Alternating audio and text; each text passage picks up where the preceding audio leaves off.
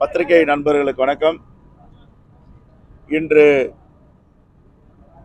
கோயம்புத்தூர் மாவட்டம் இந்த செட்டி பாளையம் பகுதியில் நடைபெறுகின்ற மாபெரும் இந்தியா கூட்டணி தேர்தல் பிரச்சார பரப்புரைக்கு மாண்புமிகு முதலமைச்சர் அண்ணன் தளபதி அவர்களும் எங்களுடைய அகில இந்திய காங்கிரஸ் கமிட்டியின் மேலாள் தலைவரும் பாராளுமன்ற உறுப்பினருமான எங்கள் தலைவர் ராகுல் காந்தி அவர்கள் இங்கே கலந்து கொள்ள இருக்கிறார்.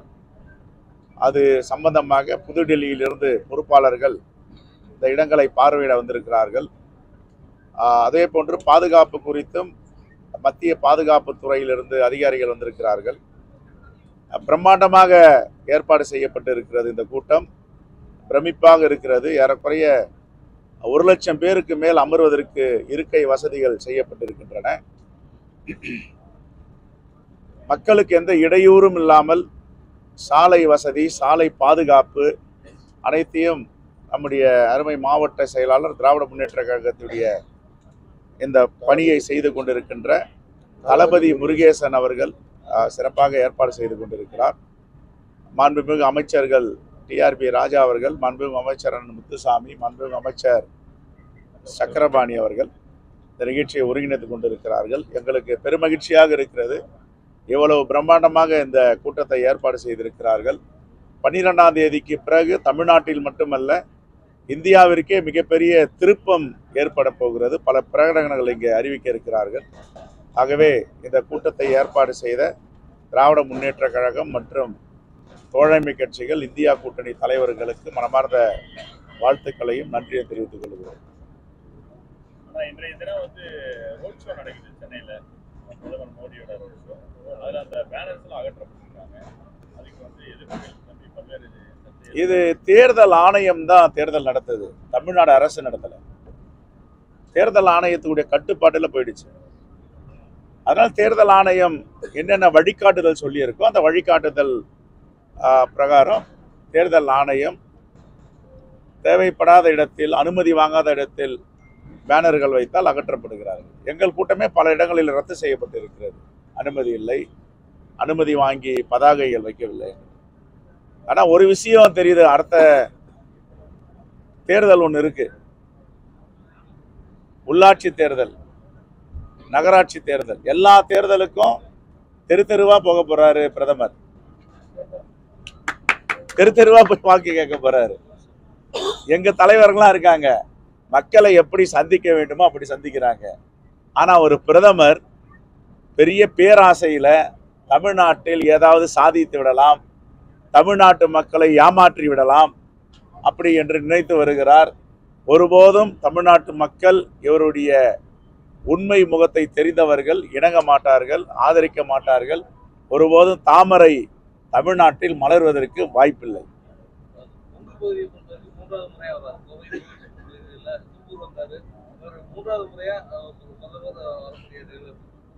நான் தான் சொல்றேனே, அடுத்த முறை உள்ளாட்சி தேர்தலில் தெரு தெருவா போய் வாக்கு கேட்க போறாரு. அவர் நிலம் அவ்வளவு பரிதாபமா இருக்கு.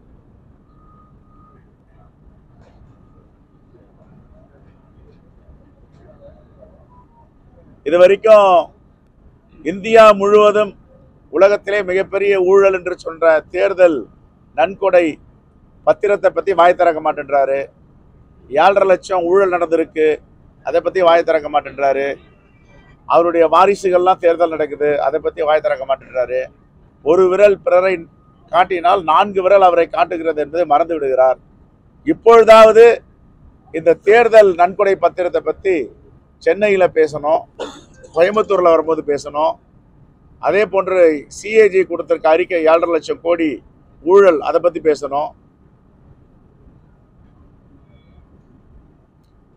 நீங்க எல்லாம் கேள்வி கேட்கணும். அவர் இந்த தேர்தல் கடன் பத்தி, தேர்தல் நன்கொடை பத்திரத்தை பத்தி யாங்க வாயே திறக்காம இருக்கீங்க? ஏதாவது சொல்லுங்க. உண்மையா, உண்மைக்கு புறமானதா கேளுங்க நீங்க அவரை. ஆனா வாயை திறக்க மாட்டேன்றாரு. இப்ப நாங்கெல்லாம் 500 இடங்கள்ல தமிழ்நாட்டில் பாரத ஸ்டேட் வங்கி முன்னாடி ஆர்ப்பாட்டம் பண்ணோம், இதை வெளியிடுங்க அப்படின்னு.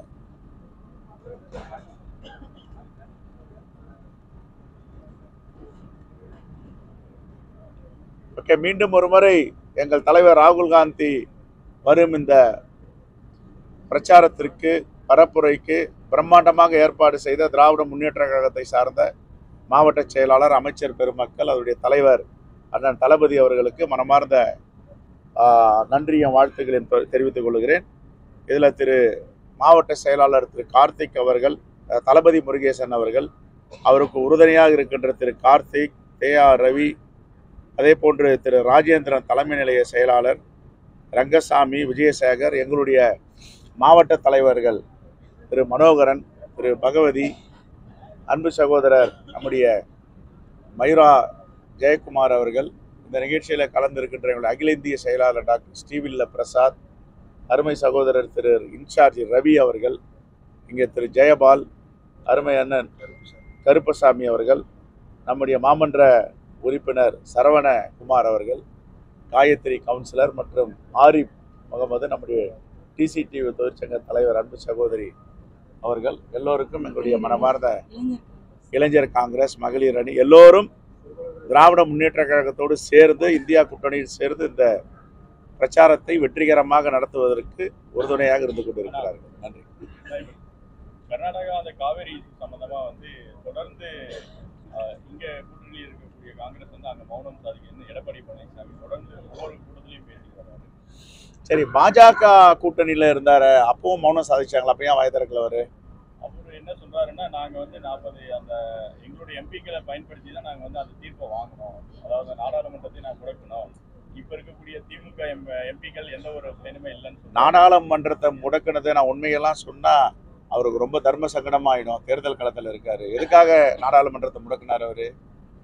சிஐஏ பில் பாஸ் பண்ணணும், என்ஆர்சி பாஸ் பண்ணணும், வேளாண்மை புதிய சட்டங்களை பாஸ் பண்ணணும், அவர்களுக்கு ஊதுகுழலா உறுதுணையாந்து வெளிநடை பண்ணிட்டே இருந்தாங்க. அதெல்லாம் நிறைவேற்றுவதற்கு காரணமா இருந்தாங்க. காவேரி இஷ்யூக்காக கிடையாது. தமிழ்நாடு காங்கிரஸ் கமிட்டி காவேரி பிரச்சனையில ரொம்ப தெளிவாக இருக்கிறது. அனைத்து கட்சி தலைவர்கள்லாம் நம்முடைய மாண்புமிகு நீர்வளத்துறை அமைச்சர் திரு துரைமுருகன் அவர்கள் அழைத்து கொண்டு போய் பேசினாங்க. நானும் அதில் போயிருந்தேன், ஜல்சக்தி அமைச்சரை பார்ப்பதற்கு. உச்சநீதிமன்றத்துடைய அனுமதி இல்லாமல் காவேரியில் கர்நாடக அரசால் ஒன்றும் செய்ய முடியாது, கட்ட முடியாது.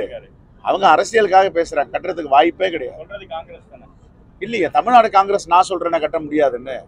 நீங்க கர்நாடகா காங்கிரஸ் சொல்றதை கேட்காதீங்க, தமிழ்நாடு காங்கிரஸ் சொல்றதை கேளுங்க. கட்டுறதுக்கு வாய்ப்பே இல்லை, கட்ட முடியாது.